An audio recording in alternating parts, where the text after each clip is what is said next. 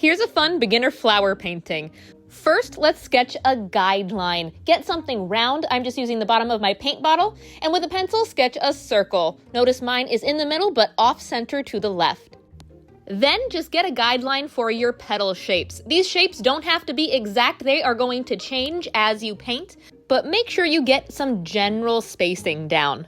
Notice you can see the points of my petals on the right-hand side, but as you get over here towards the left, you can't see the points at all, just the parts where they're connected to the center.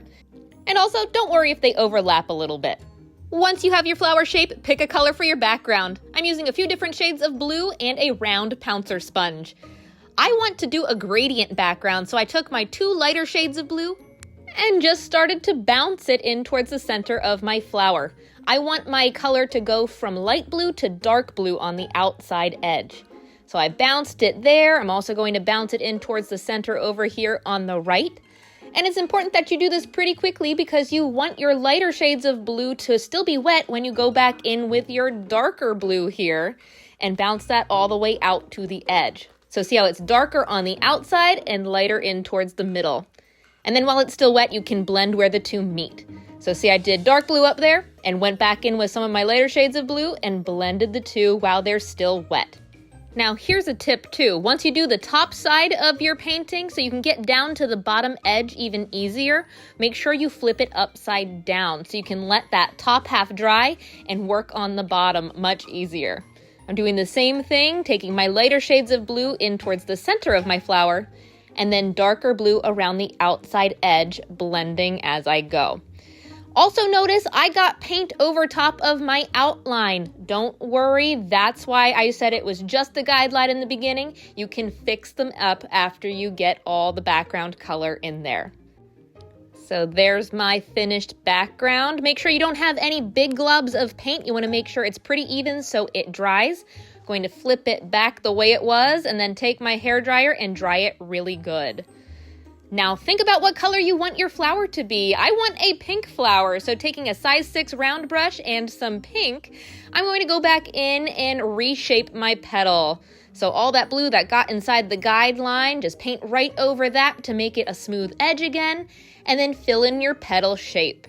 Don't worry if you can see your background through your paint, again, because acrylic craft paint can be very thin. This is just your first layer and your base coat. Definitely trust the process at this point because until we add those other layers with highlighting and shading, it's not going to look as much like a flower as it will in the end. Once you have all your petal shapes filled in, make sure that you dry it really good and then grab a color for some contrast. I'm using a dark navy blue and a size 3 round brush. Let's start adding some shading around the center of the flower. Notice I'm pulling out little tiny brush strokes in towards the center of my petal, coming out from the center. So little tiny pulling strokes, very, very loose. They don't all have to be perfectly straight. And notice when I get to where the 2 petals meet, I'm doing a slightly longer line just so I can see the definition between the 2. Don't worry about having your brush strokes go all the way into the center. Notice I left white in the middle. And when you get all the way around the edge, don't forget to do a little bit of an outline around the outside edges of your petals as well. It's not a complete outline. They're just expression strokes to help you define the edge from the background a little bit more. It's starting to take shape. To really make it look like a flower, though, we have to fix up the center circle.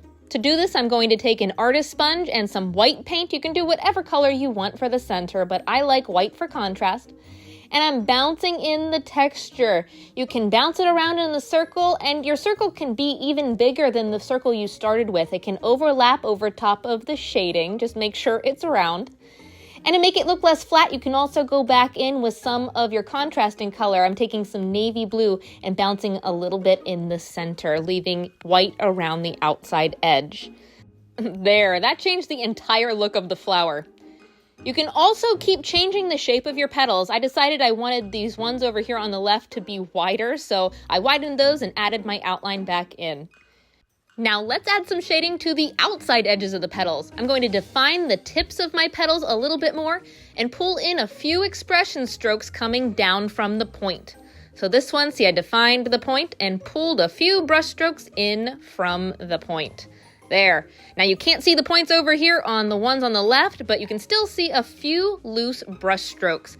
This is a great painting to practice painting loosey-goosey brush strokes, I say. Don't be too rigid with this. It's a very abstract painting. You can also add a few expression strokes coming in from the center a little bit more, but notice I didn't do as many as we did around the center point. There we go. Now let's dry it and grab a size 3 round brush with some white paint and pink. It's time to add the highlights, which is in the middle section of each of your petals. Notice how the brush strokes in the middle are a little bit straighter than the ones on the outside edges. And while the white is still wet, blend it in with some pink. It's up to you how much of the white you leave showing. Personally, I really like the bright pops of white, but if you didn't want it to be as pronounced, you could blend it in all the way and just make it a lighter shade of pink. Either way, look at the difference already. So let's do the same thing to the rest of the petals. Add some white expression strokes in the middle, and then while it's still wet, blend in some of that pink. That really went from being super flat to super bright and cheery. I love it. So let's do the same thing down here. Add some white and then pink over top. Same thing to this top petal. This top petal really changed. I'll try to get a traceable ready for you if you don't want to sketch your own petal shape, but this was a great example of how you can keep changing the shape as you go, especially with abstract paintings. Now, once you have all your petals blended in, you could leave it like that and be done. But I like to let it dry and go back in and add a few extra pops of highlights with pure white and not blend them in. They don't have to be as much as you did in the beginning with your highlights, but just a few. See how that really makes the petals pop a little bit more, make them look like they're curving out from that center point. Personally, I think that makes all the difference, but as always, it's up to you how much detail you do. Once you have all your highlights perfected, you can go back in and fix up any other details, like I'm gonna go fix up around the center. I covered any rogue white texture that happened with the sponge and even darkened around it some more. And as always, this is optional, but I love my polka dots, so I'm going to take a small little Pouncer sponge with some white and add them all around the outside edge. I'm not lining them up exactly, but I am spacing them out, and I have some going off the edges as well. So be very careful. You don't have to do as many as I did. I went all the way around, and just like we did when we were painting the texture, I'm turning it so I can get to the bottom edge a little bit easier. That's up to you. What I love about this painting is it's so abstract that there's no right way to display it. You can display it the way you designed it, or you can turn it and have maybe the flower coming up from the bottom. You can have it coming from the left, or even coming down from the top. So once you have it finished, my challenge for you is to try it out from all angles. You may find one you like better. But for me, I like it coming from the left like this. If you try it, I'd love to see how yours turns out, and if you'd like this tutorial, follow me for more. Have fun and happy painting, everybody!